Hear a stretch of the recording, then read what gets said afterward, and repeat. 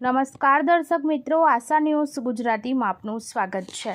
સમાચારમાં વાત કરીએ તો બોડેલીના જયસિંહપુરા પાસે એક વર્ષથી ડાયવર્ઝનથી ચાલતું જોખમી નાળું ડુંગરવાડથી જાંબુઘોડા રોડ પર ઊંચા પાણ પાસે આવેલા જોખમી નાળામાં ચોમાસા દરમિયાન પાણી આવે તો ડાયવર્ઝન બંધ થાય અનેક ગામો સંપર્ક વિહોણા થાય તેવી પરિસ્થિતિ દેખાઈ રહી છે।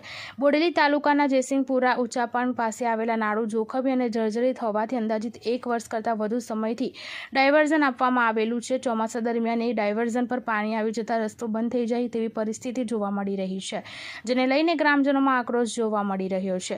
ગ્રામજનો તંત્રને રજૂઆત કરે છે કે વહેલી તકે આ નાળું બનાવે જેથી કરીને રાહદારીઓને તકલીફનો સામનો કરવો ન પડે। આદિવાસી વિસ્તારના રોડ રસ્તા ઉપર આવેલા નાળું વહેલી તકે બનાવવામાં આવશે। તંત્ર દ્વારા આદિવાસીઓની રજૂઆત સાંભળવામાં આવશે તે તો જોવું રહ્યું। બ્યુરો રિપોર્ટ જહીર સૈયદ સાથે આશા ગુજરાતી ન્યૂઝ બોડેલી। આ રોડ જાંબુઘોડાથી ડુંગરવાડ નીકળે છે। ઊંચા પાન ફળિયું જયસિંહપુરા મુકામે આ નાળું આવેલું છે।